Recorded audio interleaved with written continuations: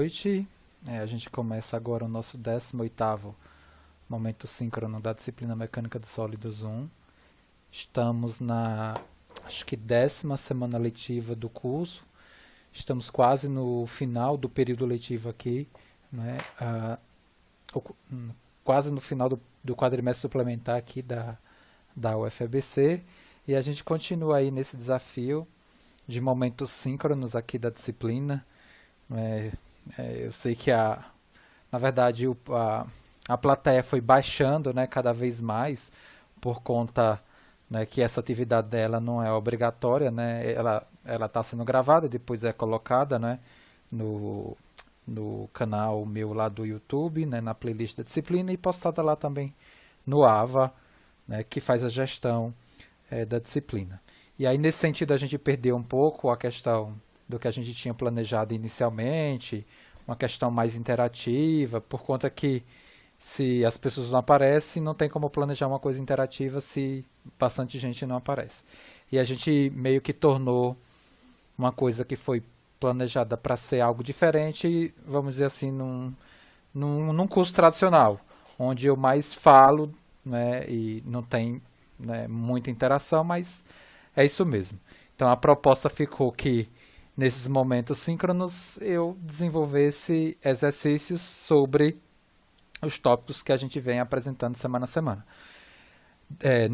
Na semana passada a gente adiantou um pouquinho o nosso curso, né, para que a gente consiga de alguma forma finalizar o curso com uma tranquilidade um pouco maior, né, que foi o tópico estudo das deformações, integrado também fortemente com o estudo das tensões. E a gente continua com as aplicações desse tópico nesse primeiro momento síncrono dessa semana, e no segundo momento síncrono a gente já inicia o último tópico do nosso curso, que é aquele tópico integrador que eu falei, que a gente vai de novo responder, né, questões relacionadas a traçado de diagramas, determinação de centroide, inércia, vocês vão ver, né? A gente vai integrar tudo. Mas enquanto isso a gente vai fazer aqui a aplicação do estudo das deformações, tá? Então nós vamos desenvolver agora o 44º exemplo do nosso curso. Eu nunca fiz tanto exemplo, né, em um curso assim regular de mecânica dos sólidos, né? Vocês são privilegiados, né? Porque fora os exemplos que já tem no site, na verdade no meu canal do YouTube, na playlist da disciplina, a gente construiu um monte, né, de exemplos aqui, né, 44 aí na sequência. Então vamos fazer uma aplicação bem básica sobre o estudo das deformações, né? Eu lembro que no momento síncrono passado a gente fez aplicações bem densas, né, sobre essa temática. Na verdade, vamos fazer uma aplicação bem básica, até integrando com algo que você viu lá em Materiais e Suas Propriedades. Possivelmente você reproduziu algumas das contas que a gente vai mostrar aqui, mas muitas vezes lá em Materiais e Suas Propriedades não ficou bem claro, e aqui a gente tenta, nesse nível de curso, que vocês já consigam, né, ter, vamos dizer assim, competência, né, e habilidade e maturidade para integrar, vamos dizer assim, os elementos que a gente está apresentando aqui. Então o exercício é o seguinte, né, em um ensaio de tração padrão, similar àquele que vocês fizeram na disciplina Materiais e Suas Propriedades, uma barra de aço de 22 milímetros de diâmetro está submetida a uma força de tração de 76,5 kN. Sabendo que o Poisson e o módulo de elasticidade da barra são esses aqui apresentados, determine o alongamento da barra em um comprimento de referência de 200 milímetros e a variação do diâmetro da barra.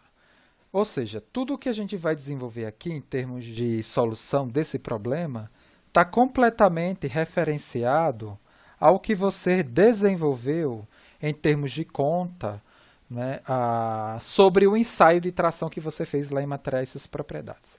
Esse problema aqui de barra tracionada, né, utilizando uma máquina universal de ensaio, que aplica uma dada força aqui representada por um estágio do ensaio com uma força sendo aplicada de 76,5 kN, Isso daqui é governado pelo modelo de barra sobre força normal. No modelo de barra sobre força normal, a tensão normal média ela é calculada pela razão entre a força normal e a área da seção transversal da barra. Veja que a área da seção transversal da barra não a área, vamos dizer assim, real no estágio X do ensaio. Por quê? Porque à medida que a gente vai, na verdade, aplicando a força, essa área da seção transversal ela vai diminuindo. Na verdade, a gente não calcula essa tensão real. Né? A gente calcula a tensão aqui, denominada tensão de engenharia, que é um pouco menor que a tensão real. Né? Porque se a tensão real, a gente tem uma área aqui menor que a área da seção transversal original, né? Consequentemente, se a área é menor, a tensão real, né, é maior. Existe até uma discussãozinha em termos de comparação, né, entre curva tensão-deformação de engenharia, que a gente mostrou até no momento síncrono, ou no material, né, sobre o estudo das deformações, e o real. Mas a tensão normal média no problema de barra sobre força normal é dada por essa expressão, e a relação tensão-deformação no problema de barra sobre força normal é dada pela lei de Hooke, escrita nessa forma. Então, o que a questão me pede é o alongamento da barra. O alongamento da barra, na verdade, a gente calcula a partir da definição de deformação longitudinal, né, média. Né? No caso aqui, a deformação específica, né, longitudinal é essa medida daqui, não é, na direção x, por isso que a gente está denominando aqui ela de εx, que é dada justamente pelo alongamento, que é a variação do comprimento, pelo comprimento original da barra. Tá? Então, a gente usa essa definição aqui de deformação linear específica média para calcular o alongamento, que é esse parâmetro aqui, né, da barra. E, nesse caso, para a gente determinar esse alongamento, a gente precisa da deformação linear específica, que pode ser obtida a partir da lei de Hooke. E para a gente utilizar a lei de Hooke, a gente precisa da tensão normal, né, que está sendo aplicada na barra a partir do carregamento externo desenvolvido. Então, são expressões muito simples, ou seja, a tensão normal nesse problema, para esse nível de carregamento, ele é dado por 76,5 vezes 10 a 3, dividido pela área da seção transversal original, que é π d2 sobre 4. Aqui eu já estou compatibilizando aqui as unidades no sentido de a tensão sair em MPa. Então, com a tensão normal determinada, eu posso utilizar a lei de Hooke com a propriedade do material definida e calcular a deformação linear específica dessa barra. Então, pela lei de Hooke, né, né, eu vou chamar aqui a lei de Hooke, 201,25 vezes 10 a 6, igual ao módulo da elasticidade 200 gigapascal, 200 vezes 10 a 9, vezes o parâmetro que eu quero determinar, que é o εx. Né? Dessa expressão, eu consigo calcular o εx,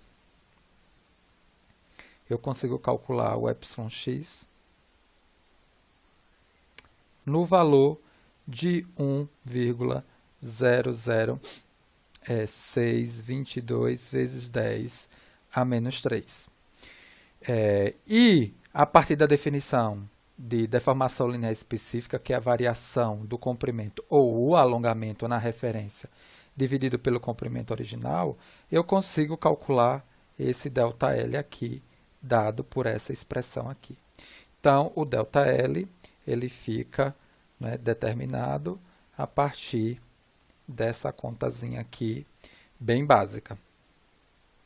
Então, eu tenho aqui o valor do alongamento determinado.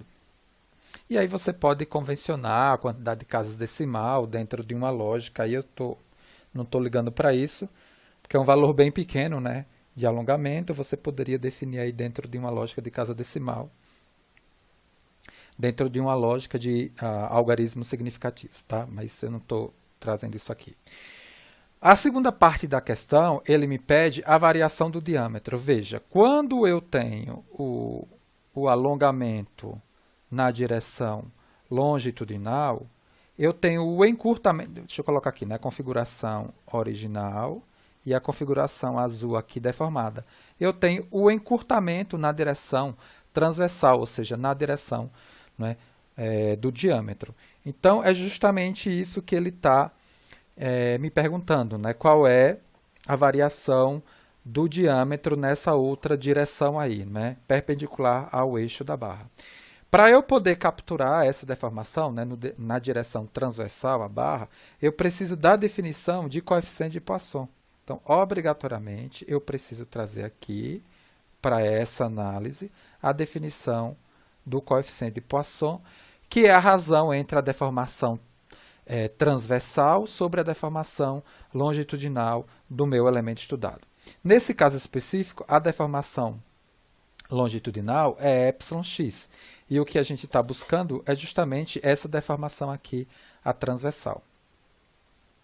A εx, que é a longitudinal, a gente já tem. Então, a deformação transversal ela vai ser menos o Poisson vezes o εx, que para o valor que foi calculado, né, de εx, o 0,3 é o Poisson, tá? É um parâmetro, é uma propriedade do material e foi dado.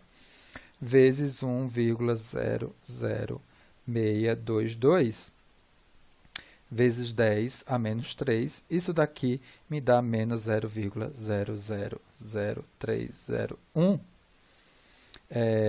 866. Né? E dessa forma eu consigo calcular, na verdade, essa variação do diâmetro, né, a partir da multiplicação. Né? Ou seja, eu utilizaria alguma coisa similar à que a gente fez em relação a essa definição, né? Ou seja, a variação é a deformação nessa direção pelo comprimento original, no caso o comprimento que é o diâmetro. Então, a variação ela vai ser dada por esse valor da deformação nessa direção que eu acabei de calcular,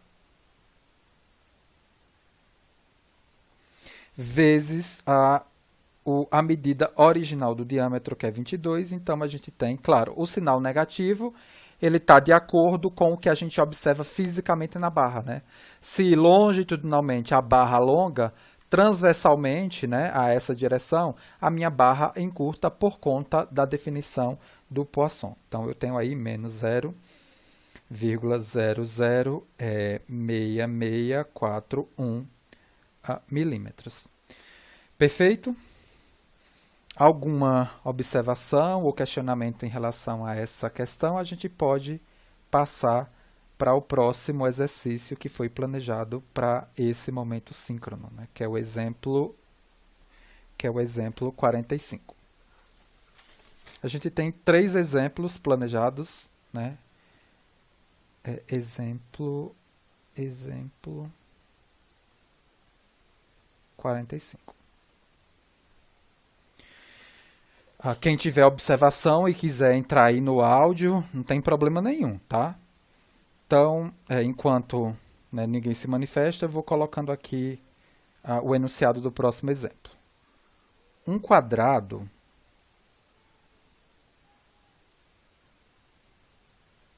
de 20 milímetros foi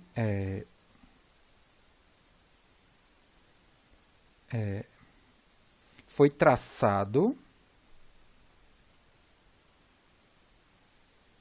na lateral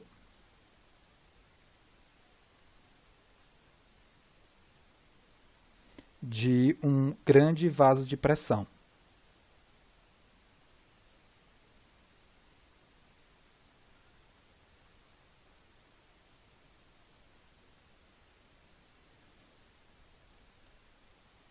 De um grande vaso de pressão de aço.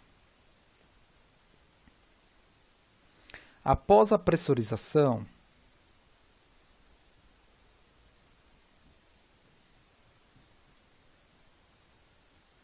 após a pressurização, a condição de tensão biaxial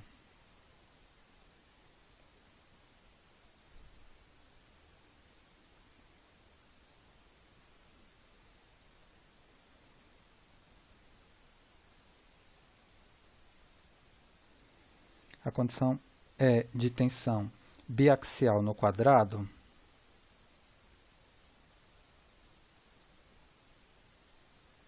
é mostrada na figura.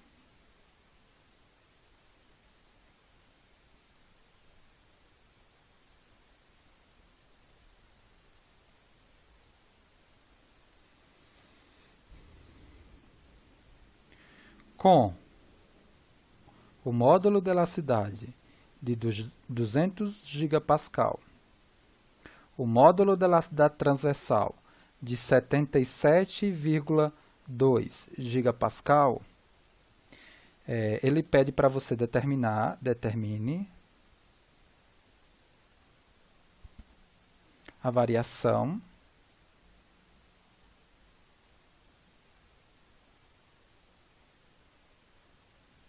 percentual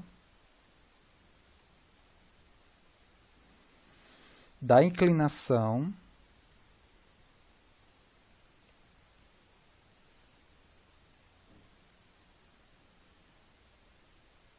da diagonal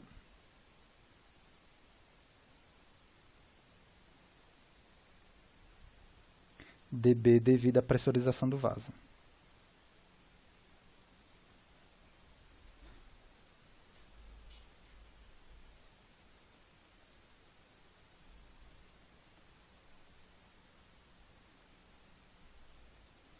Devido à pressurização do vaso.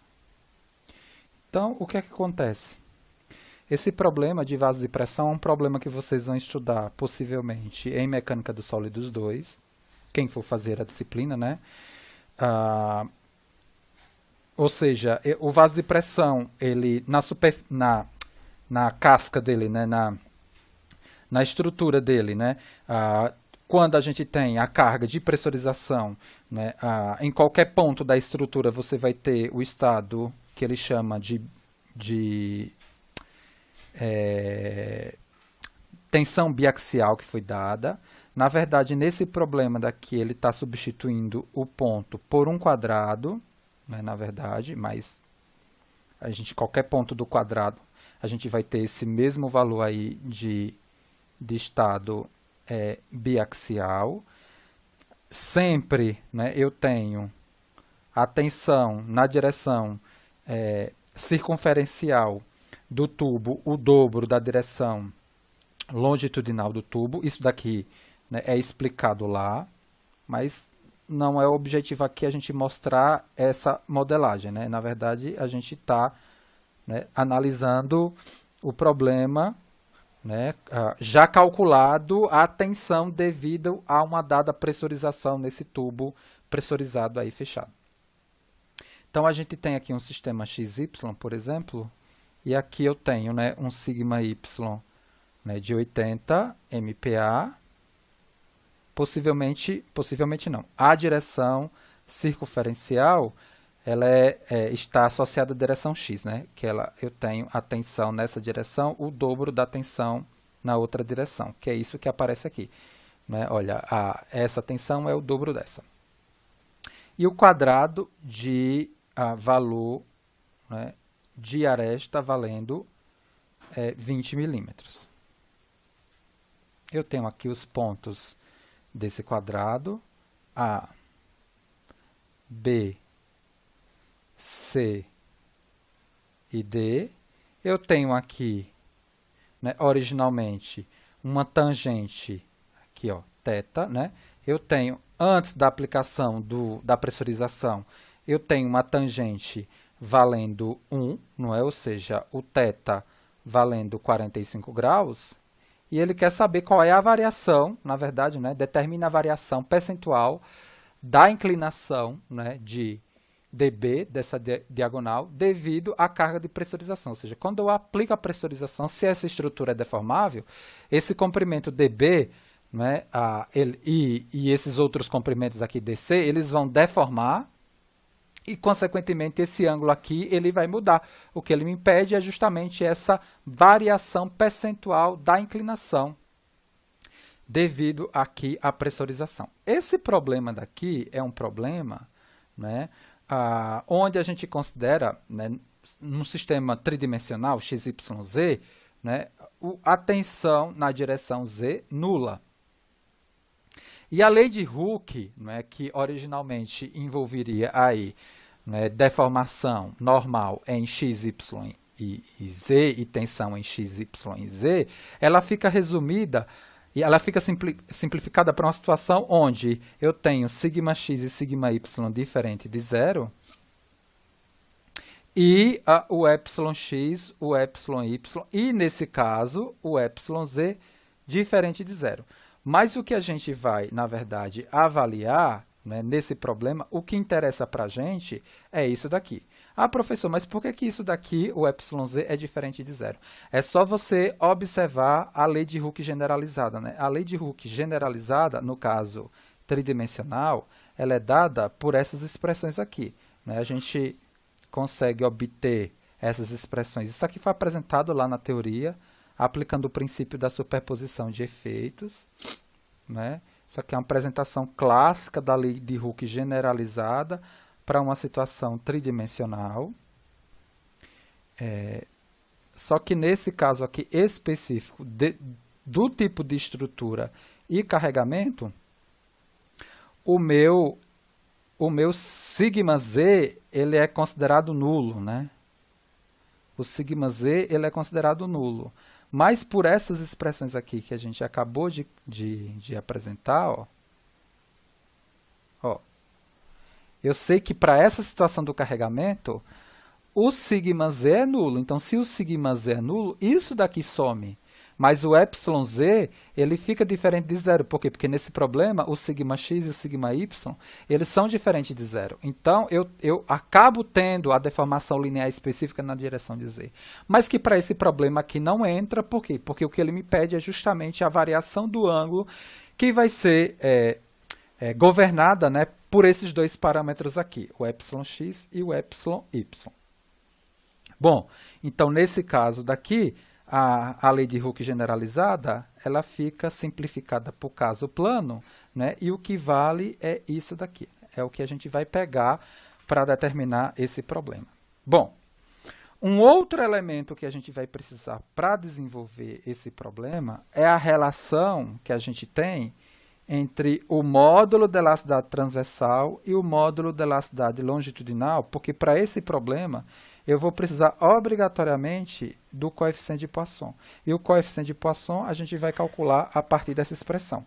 Então, já vamos determinar o coeficiente de Poisson desse problema a partir dos dados que foram apresentados, 77,2 vezes 10 a 9, que foi o módulo de elasticidade transversal. O módulo de elasticidade longitudinal ele foi dado do material, que é 200 vezes 10 a 9, 2, 1 mais o Poisson, tá? Então, o Poisson nesse problema, ele vale 0,2953. Calculadíssimo. O que é que acontece? Olha só, para a sequência do desenvolvimento aqui, eu quero trazer para vocês uma apresentação da definição que a gente tem de deformação linear específica. Deformação linear específica a gente tem, né, é a variação do comprimento, por exemplo, né, e aqui eu vou associar a direção x, pelo comprimento original, né, que eu estou analisando. A variação do comprimento, na verdade, a variação do comprimento em x é o comprimento final, por exemplo, em x, menos o comprimento inicial em x.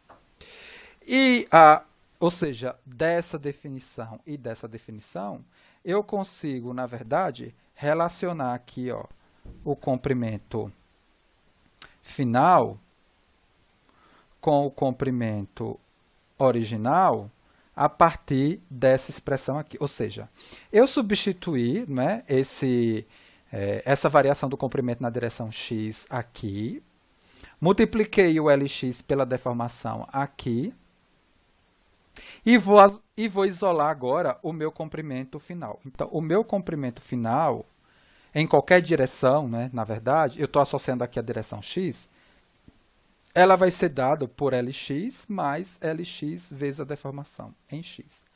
Ou seja, o comprimento final em x, na verdade, ele vai ser dado, né, por Lx vezes 1 mais a deformação em x. Ou seja, se eu tiver a deformação e o comprimento original da minha referência lá, não é, que eu estou estudando, numa dada direção, eu consigo calcular o comprimento final.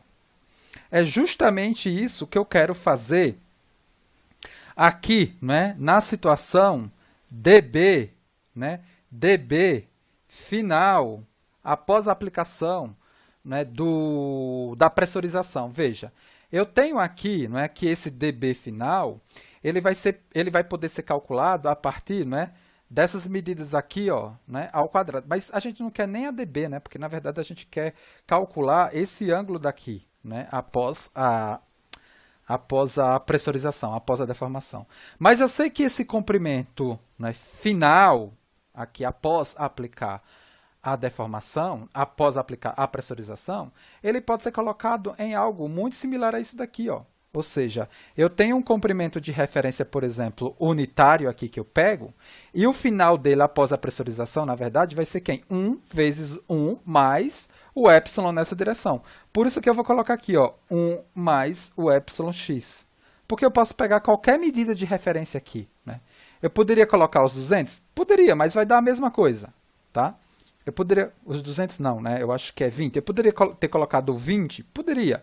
Não tem problema nenhum. Posso colocar até aqui, ó, o 20, que é o comprimento, né, vamos dizer assim, original na direção x, e o comprimento final vai ser quem? 20 vezes 1 mais a deformação nessa direção.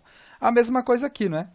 Em y é 20, 1 mais a deformação em y. Ou seja, eu preciso, né, da deformação em y e da deformação em x para eu ter essas medidas, calcular o meu novo ângulo e, finalmente, conseguir calcular aí o que a questão me pede, que é a variação percentual da inclinação da diagonal dB. E para calcular o εx e o εy, eu preciso da lei de Hooke, né? Então, eu preciso da lei de Hooke. A gente está colocando esse exercício aqui, que é um exercício integrador entre o estudo das tensões e o estudo das deformações. Bom, com a lei de Hooke que foi apresentada, o carregamento apresentado, dado, e a propriedade do material determinada, que é o módulo de elasticidade e o coeficiente de Poisson, eu consigo determinar aqui, né, o εx e o εy.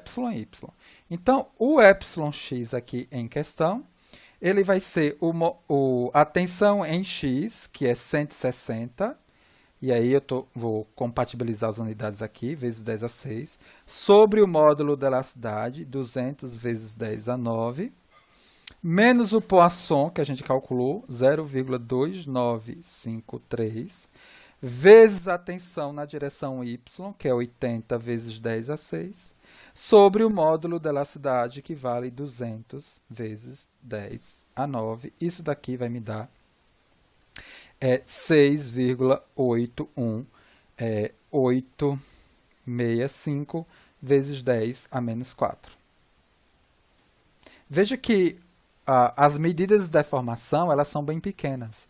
Nós, engenheiros, quando da tomada de decisão, geralmente não trabalhamos com tomada de decisão na deformação e sim na tensão, porque a gente tem mais ordem de grandeza. No caso da deformação linear específica em y, eu pego a lei de Hooke, que foi escrita lá atrás, e aplico os valores que foram dados no problema, né? 80 vezes 10 a 6, 200 vezes 10 a 9, menos o Poisson 0,2953, vezes 160 vezes 10 a 6, vezes 10 a 6, sobre o módulo de elasticidade, que é 200 vezes 10 a 9. Isso daqui vai me dar um valor de deformação de 0,0001637,6 unidade de comprimento por unidade de comprimento. Dessa forma, eu já consigo aqui, ó, como eu eu já tenho o εx e o εy, eu consigo calcular essa nova tangente aqui. Ó. Eu já consigo calcular essa nova tangente aqui, que apareceu por conta da deformação, né, do meu tubo quando da pressurização aplicada. Então, aqui eu tenho 21 mais a deformação em x, e aqui 21 mais a deformação em y. E esse novo valor aqui, vou colocar de θ estrela, ele vai ser dado por... Deixa eu pegar aqui o tangente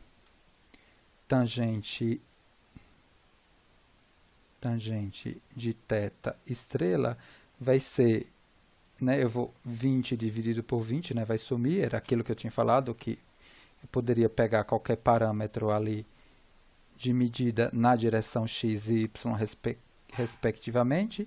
Então, eu vou ter como valor final aqui, ó,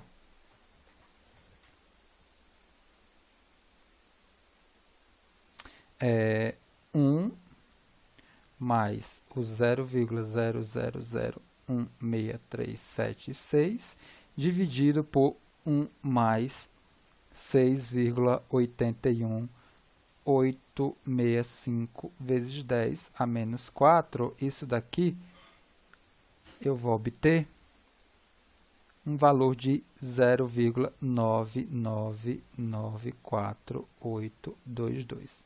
Eu estou colocando todas essas casas decimais porque vocês viram que a variação foi bem pequena, né?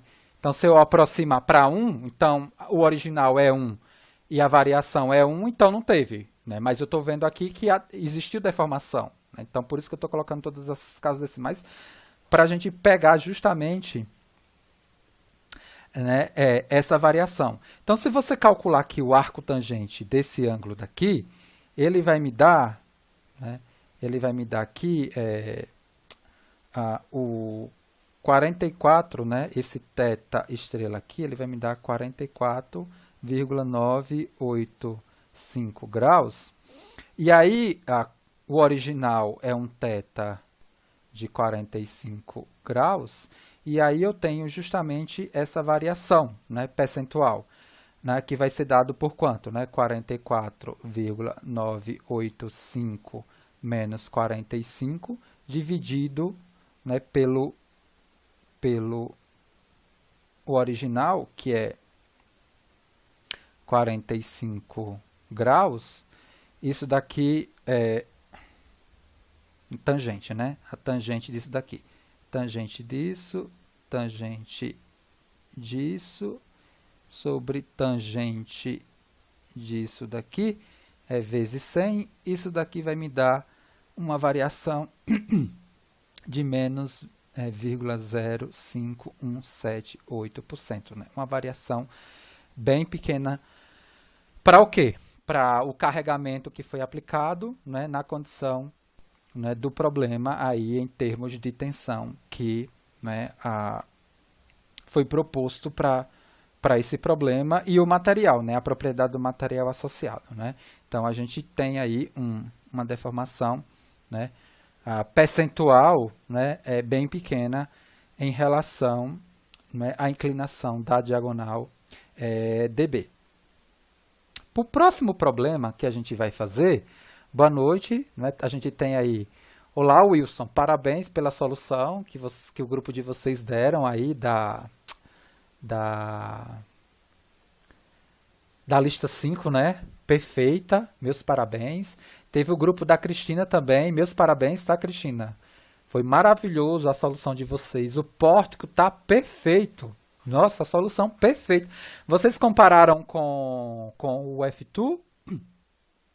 Vocês fizeram bonitinho, vocês estão de parabéns. Muito bom. Assim, né, para fazer um exemplo desse, como vocês fizeram, né, requer bastante maturidade, né? Eu entendo que vários grupos tiveram muita dificuldade, mas a intenção é essa mesmo, né? interagir com o material, interagir comigo e conversar com os outros colegas. Não é uma coisa simples, não é um assunto que entra assim de uma hora para outra. Se você não praticar, a coisa não acontece. Né? E é como o Lauro colocou aí, não foi nada fácil o exercício. Né? E aí é como eu falo, eu não vou na lista de exercícios para passar exercícios bem simples e vir na prova pedir um exercício daquele. Né? Não faz sentido. A gente já mostra a coisa difícil antes para na prova ser uma coisa muito mais tranquila. Mas vocês fizeram, né? Assim, eu fiquei muito orgulhoso do grupo de vocês. Dos outros também que fizeram, que desenvolveram. Né? Depois de 30 capítulos de livro diferente, né? Né? Mas perfeito, gostei bastante, estou muito orgulhoso, né, do que vocês estão produzindo, né? Estou sentindo, né, que vocês estão aprendendo. Né? Mas o que é que eu quero falar aqui? Ó? Eu estou compartilhando aqui a minha tela, e aí o exercício que a gente vai, na verdade, apresentar agora é sobre rosetas de deformação.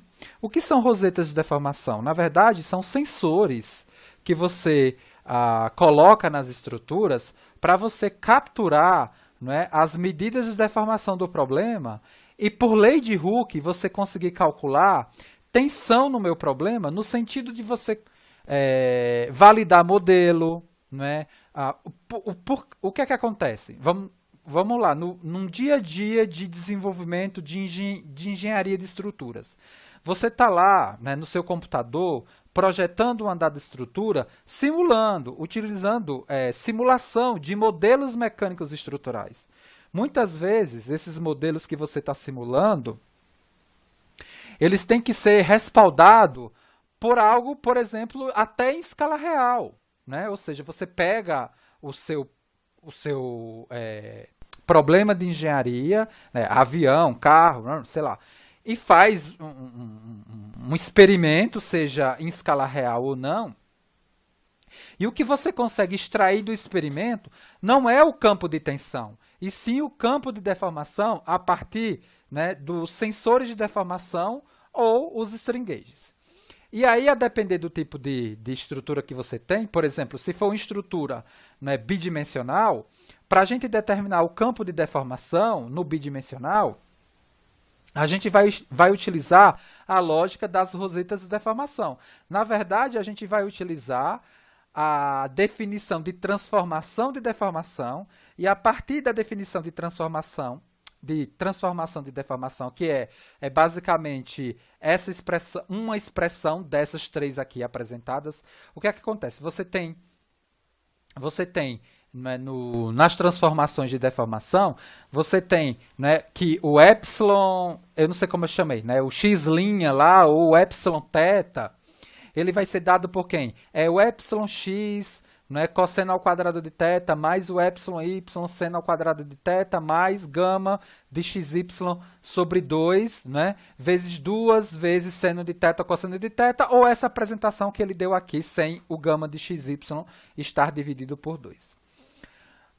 E o que é que significa essa transformação de deformação? É a seguinte, né, se você tiver o estado de deformação, o epsilon x no ponto, né, o epsilon x, o epsilon y e o gama de xy definido no ponto, você consegue calcular a deformação linear específica para qualquer outra direção defasada de θ graus no sentido anti-horário. É aquela mesma história que a gente fez em inércia e fez em tensão. E a partir dessa transformação de deformação é que a gente consegue, na verdade, definir o princípio de funcionamento das rosetas de deformação. Existe uma aula específica no meu canal explicando bonitinho e fazendo explicação disso. Eu só quis aqui trazer novamente essas expressões para a gente justificar a aplicação que a gente vai fazer aqui no exercício, que é uma aplicação de roseta de deformação. Tem uma disciplina, né, que infelizmente não vai ser não vai ser possível, né, de ser desenvolvida no quadrimestre enquanto estiver remoto, que é uma disciplina puramente experimental, que é análise experimental de estrutura.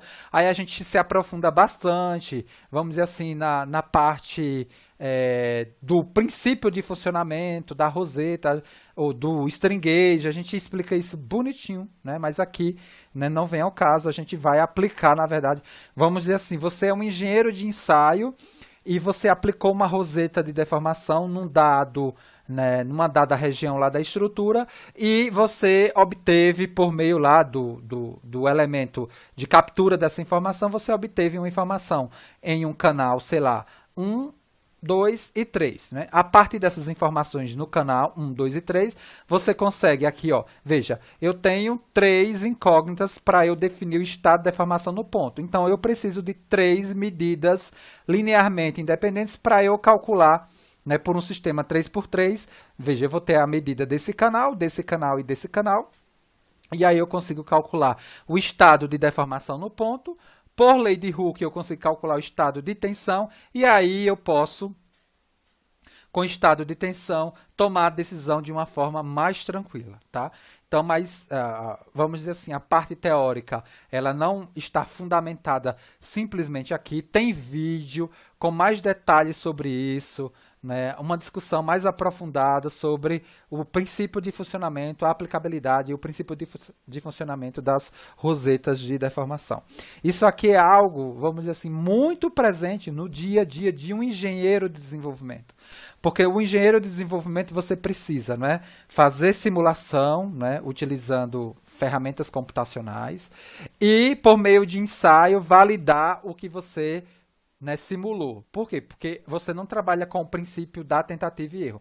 Você pega, né, você não quebra, né, aplica uma carga, quebra, não, vou mudar o projeto. Não, você utiliza algo no computador, simulando, né, aquilo, mudando aquilo, mas com base em algo que foi mais ou menos, vamos dizer assim, referenciado ou né, conferido por um ensaio experimental.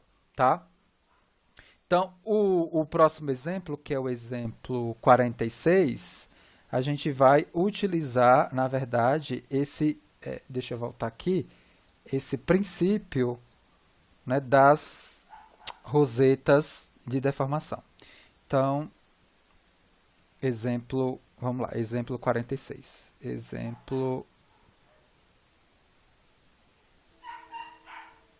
Ressalto que no meu canal lá, agora eu não sei se é esse mesmo exemplo ou é outro exemplo. Vocês vão me matar se for esse exemplo, mas tudo bem. Eu acho que não, mas vamos lá. A roseta de deformação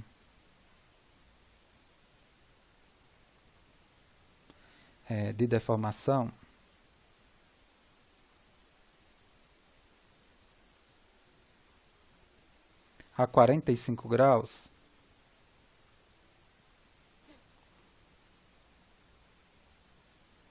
está montada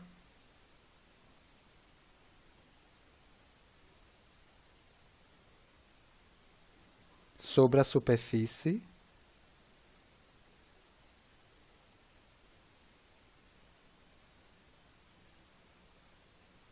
de uma chapa de alumínio.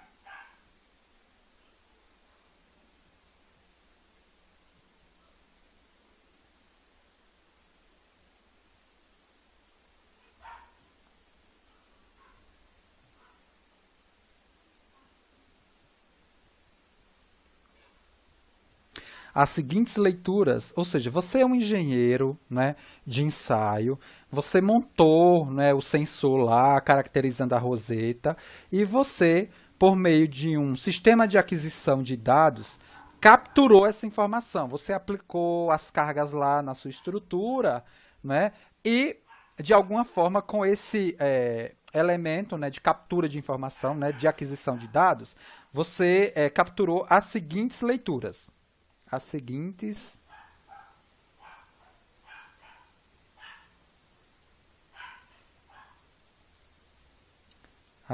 leituras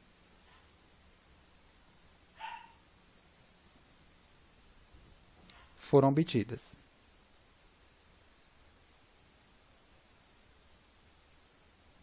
Qual é o grande problema das nossas equipes, né, de competição aí que a gente tem, né? O Arpia, a Rocket, é a falta de dado, né, experimental para, na verdade, fortalecer, né, o que foi desenvolvido por meio da modelagem e da simulação. Então a gente tem muito problema, né, em nossas equipes porque a gente não tem essa parte de experimentação bem desenvolvida, né? Eu quero testar a capacidade de resistência, né, da fuselagem, do tubo, né, do meu foguete, da asa do meu avião radiocontrolado. Como é que eu faço isso?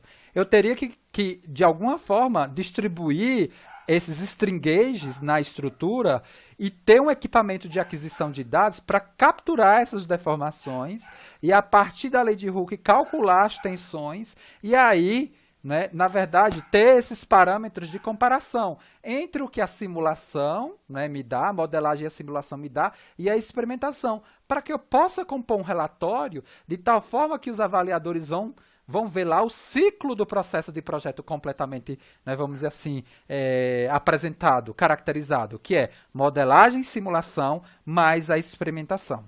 E a experimentação, ela entra aí a partir, no caso do nosso tópico, né, a partir das rosetas de deformação, a partir dos string gauges.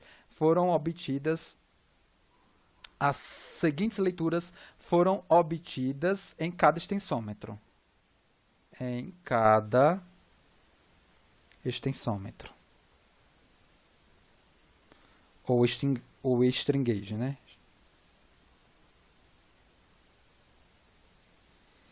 Então, a gente tem, né, no canal A um valor de 475 vezes 10 a menos 6, tá?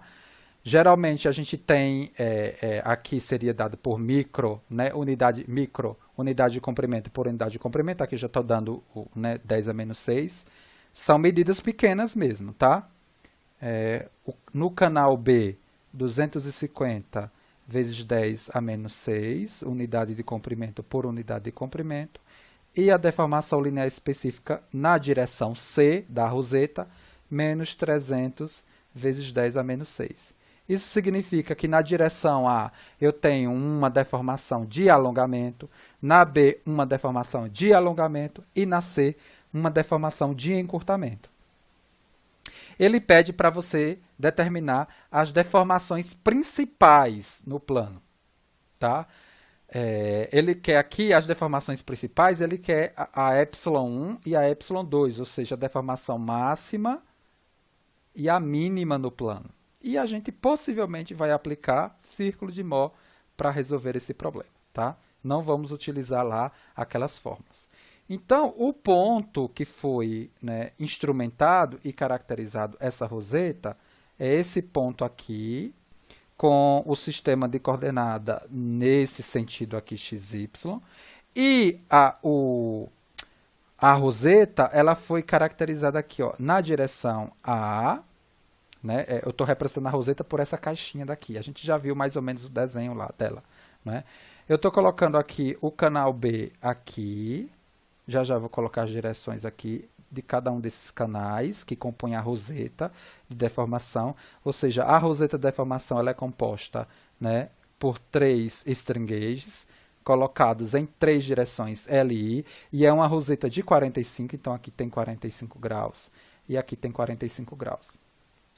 Como eu falei, a roseta de deformação, o princípio, né, de funcionamento dela, né, é dado a partir, né, das transformações de deformação. Ou seja, se eu tiver aqui um sistema, né, XY associado ao ponto, e eu tiver, né, o εx, o εy e o gama de xy, né, desse ponto, eu consigo calcular o εx barra ou θ, aí eu não sei como eu chamei, tá? E o epsilon, deixa eu tirar o epsilon. eu consigo calcular, na verdade, o epsilon x barra aqui, né? O epsilon y barra para qualquer, não é, outras duas direções, e o gama de x barra y barra para quaisquer outras direções, né, associadas a essa original xy, defasadas de θ no sentido, né, anti-horário. Então, essa expressão aqui, que é a expressão, e aí eu não sei como eu chamei, se eu chamei de x barra ou θ, vai, mas eu vou colocar aqui, tá? Essa expressão aqui, não é, é a expressão que me define, né, o princípio de funcionamento da roseta.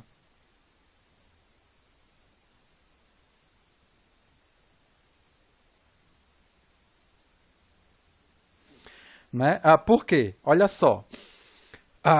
O que é que essa expressão ela me fala? Bom, uma medida, né, em um dado canal, né, ela se associa com o estado de deformação a partir dessa expressão. Para eu ter o estado de deformação, na verdade, eu preciso de 3 medidas, né, de deformação linear específica para, né, a condição, né, para a situação onde essas medidas elas são linearmente independentes. Então, é justamente o que a roseta me faz. No caso aqui, eu tenho uma roseta de 45 graus. Eu coloquei aqui uma roseta na direção A, na direção B a 45 de x, aqui que eu não coloquei o x, né, e uma outra a 45 aqui, né, de B, né, ou seja, associado à direção y. Então, nessa situação, eu tenho já essas 3 medidas. Essas 3 medidas elas foram te dadas. Né? Você conseguiu por um equipamento de aquisição de dados.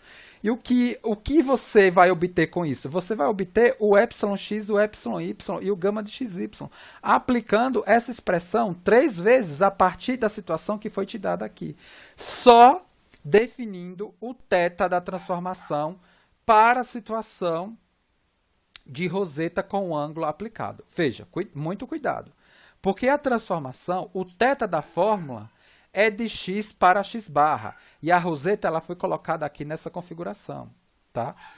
O canal A da roseta ela não tem ângulo nenhum. Né? O x barra, ou seja, o x barra eu vou colocar em cada um desses canais. Então, o canal A, né? No canal A, o x barra, na verdade, tem a mesma direção de x. Então, o θ ele vai valer 0.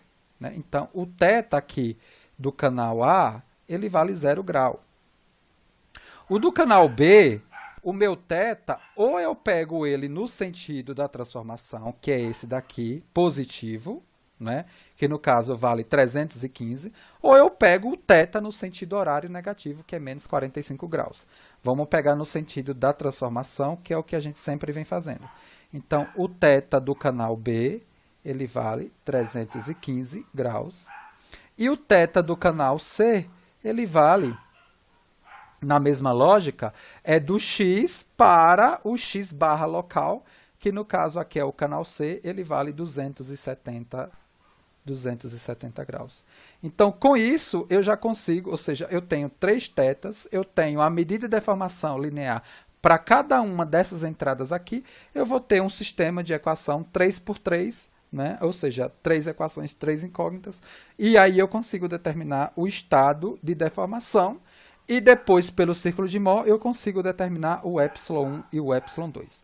Então, o que a gente vai fazer agora é justamente o cálculo do estado de deformação no ponto a partir do princípio da roseta. Então, eu tenho que, pela equação de transformação, que o εA ele vai ser o εx cosseno ao quadrado de θA mais o εy seno ao quadrado de θA mais o gama de xy sobre 2 seno de 2θA. Ora, o θA é 0, né? O θA vale 0 e a deformação em A, né, vale 475 vezes 10 a menos 6. Então, dessa expressão,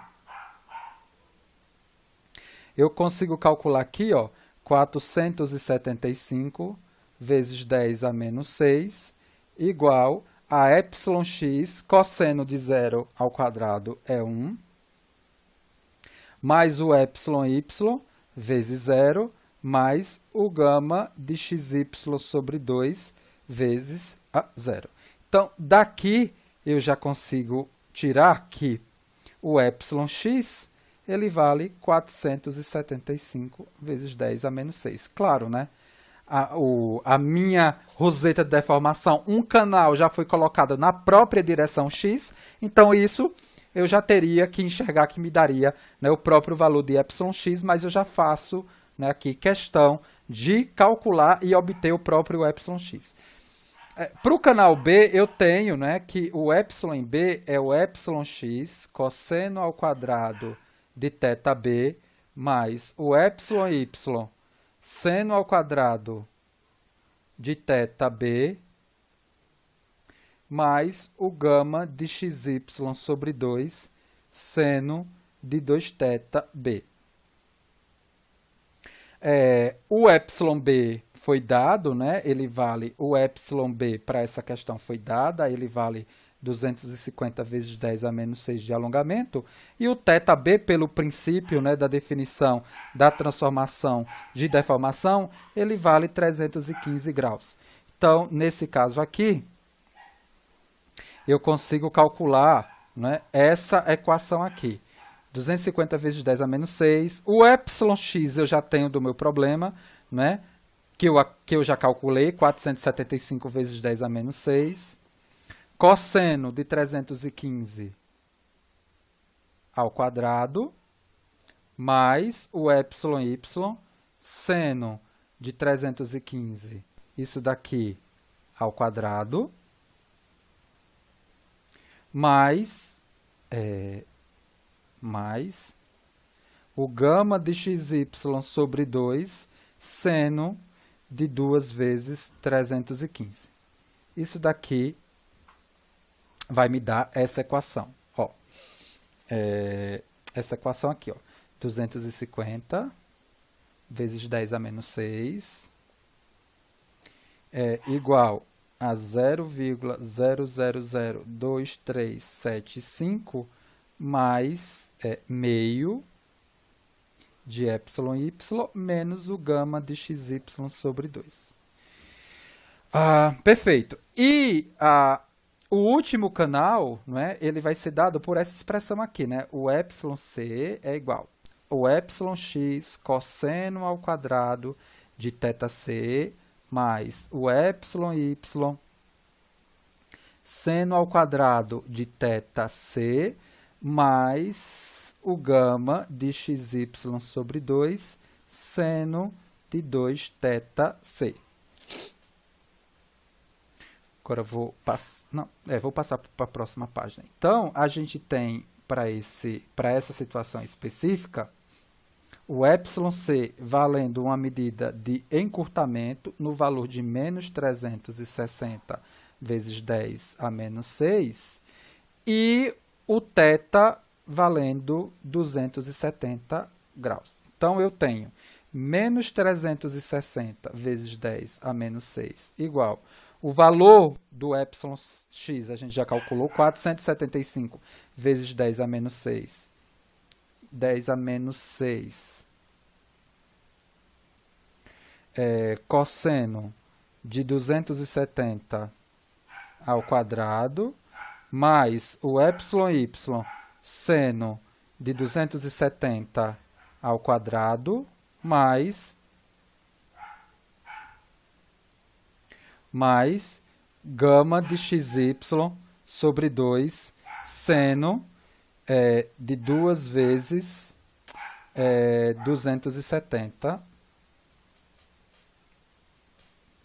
E aí, isso daqui, né, eu vou ter 270, 2 vezes seno, né, isso.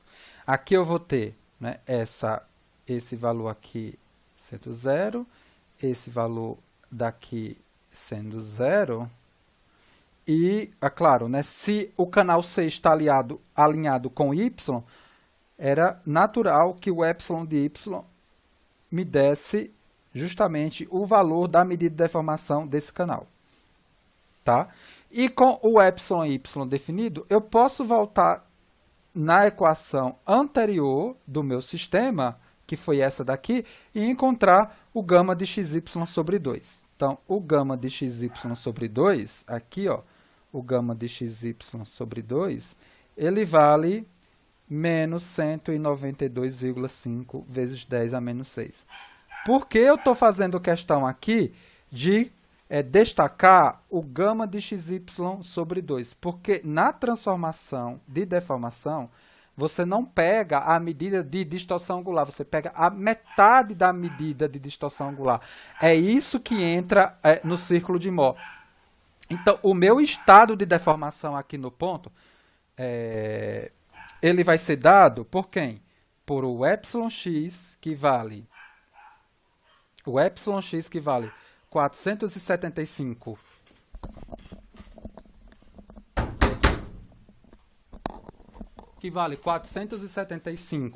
vezes 10 a menos 6. O εy, que vale menos 360 vezes 10 a menos 6. E o gama de xy sobre 2, que vale menos 192,5 vezes 10 a menos 6. E aí a gente vai aplicar a mesma lógica do círculo de Mohr que a gente utilizou em tensão e inércia para caracterizar aqui também o problema de transformação, de deformação via círculo de Mohr. Né? Via círculo de Mohr, a gente precisa dos 3 pontos notáveis, que são os pontos A, que vai ser dado por εx, e o gama de xy sobre 2. Muito cuidado, que para as transformações de deformação, eu não pego a medida de deformação de distorção angular inteira, eu pego a metade dela. O ponto B é o εy negado, né, menos o gama de xy sobre 2. E o ponto C... ele vale a medida de deformação linear específica média. Né? E o ponto C do círculo de Mohr, a gente já sabe que está sobre o eixo do x, o eixo do εx. Para os valores dados, eu tenho aqui que o ponto A ele vai valer, né? Eu vou colocar tudo aqui em 10 a 6, tá? 475 e menos 192,5, isso daqui 10 a menos 6. O ponto B valendo menos 360 e mais 192,5. Veja que originalmente a parte positiva, né, da distorção angular está associada ao ponto A, mas né, a própria distorção angular já foi negativa, então ele nega, né, ele entra negativo aqui e eu nego o negativo, por isso que aqui vem o positivo. 192,5 vezes 10 a menos 6, tá? E aqui eu tenho, né, o ponto C, que é a média, que vai me dar 57,5 e 0 vezes 10 a menos 6. Vamos lá, né, fazer o traçado do círculo de Mohr. Vou colocar aqui o meu sistema que vai conversar com o que a gente fez na tensão. Tá? A tensão, o positivo foi para baixo, então a distorção angular, o positivo foi para baixo do tal, né? Então o positivo aqui também vai ser para baixo da distorção angular, é a mesma lógica, né? Na tensão eu tenho aqui tal, eu tenho que conversar com distorção angular, e aqui eu tenho epsilon, que conversa com sigma. É a mesma lógica, tá? E aí eu vou colocar os pontos, tá? A e B. O ponto A, ele vale 475. Deixa eu pegar aqui uma escala. Aqui a origem 0. Então, 100, 200, 300, 400, 500. Então, 100, 200, 300. 100, 200, 300. Então, o ponto A, ele vale 475 e menos 192,5, que é para cima.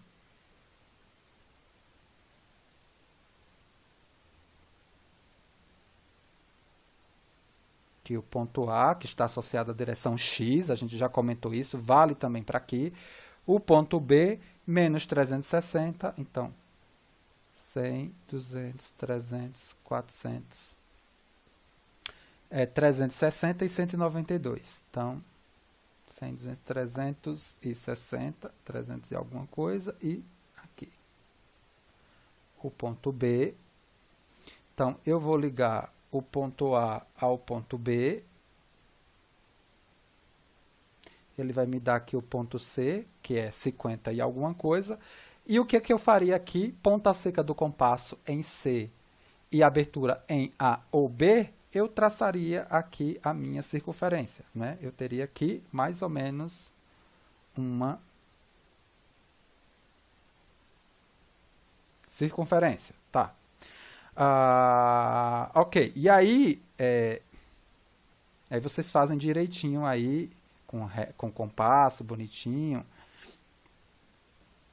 Quando essa circunferência toca o eixo, né, do epsilon, nesses dois pontos onde a distorção angular é nula, eu tenho, respectivamente, o epsilon 1 e o epsilon 2, que na nossa nomenclatura a gente definiu como o máximo e o mínimo. E como é que a gente calcula isso, o máximo e o mínimo, utilizando aqui a estrutura, né, geométrica do círculo de Mohr? O máximo ele é C mais o raio e o mínimo ele é C menos o raio. Ora, o C eu já tenho, que é o centro da circunferência, basta eu encontrar, né, o meu raio. E como é que eu encontro o meu raio? O raio é qualquer medida, né, do centro da circunferência para qualquer ponto, né, da própria circunferência. Então, veja que essa altura daqui da circunferência, ou essa altura aqui, né, desse cateto aqui, ó, desse triângulo aqui, a gente já tem, que vale o próprio gama de xy sobre 2. A gente já tem, né, quanto vale ele. E essa medida daqui que eu estou colocando como interrogação, ela é muito fácil de ser calculada. Ela vai ser justamente quem? Essa medida daqui, né, dividido por 2. Ou seja, é o epsilon x menos o epsilon y dividido por 2. Isso daqui, né, a gente já comentou. A gente já comentou isso para inércia, já comentou para tensão, isso está bem batido.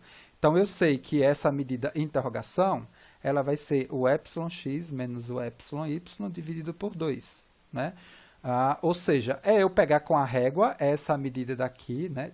Não do pontinho verde, desse aqui vermelhinho, o que representa o ponto B e o ponto A, né? Que é a direção x e a direção y, respectivamente. É essa medida daqui dividido por 2. Tá? Então, né, do que foi dado aí, em termos de entradas, né, que foram calculadas, o epsilon x, isso daqui vai valer 417,5. E o raio, finalmente, ele fica determinado a partir da raiz quadrada entre 192,5 ao quadrado mais 417,5 ao quadrado. Isso daqui, né, vezes 10 a menos 6, tudo, tá? Aqui está tudo, eu tenho que saber que está tudo vezes 10 a menos 6, né? Vezes 10 a menos 6. O raio, ele vai me dar um valor de 459,74 vezes 10 a menos 6, e com isso eu consigo calcular o epsilon 1 no valor de 517,2417 vezes 10 a menos 6,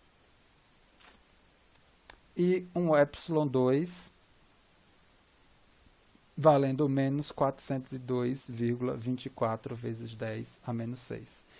Vamos supor que eu quisesse que você também, nesse problema, me determinasse o sigma 1 e o sigma 2. Eu poderia utilizar, olha, a própria lei de Hooke, que a gente apresentou, né, no outro exercício. Por quê? Porque a lei de Hooke ela foi definida para duas direções ortogonais. Só que as direções 1 e 2 também são ortogonais. E eu posso aqui, ó, relacionar essas medidas de tensão e deformação máximas a partir da lei de Hooke e facilmente calcular, tá, epsilon 1, sigma 1 e sigma 2 a partir, né, da própria lei de Hooke. Tá? Perfeito. Então a gente termina, né, as aplicações de hoje, né? A gente termina também com esse tópico do estudo das deformações. O próximo momento síncrono, a gente vai começar já o estudo da flexão, tá? A gente vai começar o estudo da flexão. E a gente, adiantando, né, e a gente vai ver que nesse estudo da flexão a gente vai integrar bastante coisa que a gente, né, apresentou no nosso curso até esse ponto. Né? Vou ver se eu consigo planejar um exercício bem completão, né, para que a gente possa desenvolver algo que vai ser muito similar ao que eu vou pedir na segunda avaliação somativa. E é isso, gente. Né? O que a gente tinha para apresentar em termos de estudo da deformação são essas aplicações e a gente se encontra na próxima quinta-feira, no próximo momento síncrono. O Wilson está falando aqui que tem muita base em relação às simulações, né? Mas quase nada em relação aos ensaios. Então, né, é justamente isso. Para os ensaios, você vai precisar muito dessa questão das rosetas de deformação, dos string gauges, que é algo que a gente, né, comentou aqui e aplicou aqui nesse momento síncrono. É isso mesmo. Eu acho que tem um vídeo, né, lá na playlist da disciplina, que até eu estou, né, numa sala de aula, né, que saudade, e aí eu faço toda essa contextualização que eu fiz de forma rápida aqui nesse momento síncrono. Lá está bem detalhado, né, esse contexto, né, da importância desse tópico. Vale a pena assistir, tá? Perfeito, gente? E aí vocês vão se programando para não deixar acumular, né? Porque eu acho que a gente tem mais, né, para entrega só estudo das tensões, que é para o dia 30, não é? E o estudo das deformações, que eu não sei para quando é. Mas vocês já têm todo o conteúdo, né, para resolver os exercícios das listas finais aqui. E aí, o estudo da flexão não tem lista. Vai ser cobrado na própria prova, na própria avaliação somativa. Então, se possível, vocês já se adiantem para não ficar com as coisas corridas aí.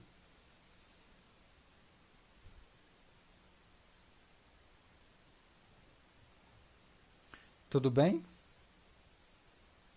Eu que agradeço, né, a presença de vocês e a excelente qualidade, né, nas soluções que vocês estão desenvolvendo. Estou muito feliz. Muito bom, parabéns mesmo. Vou aqui para a gravação, tá? Até o próximo momento síncrono.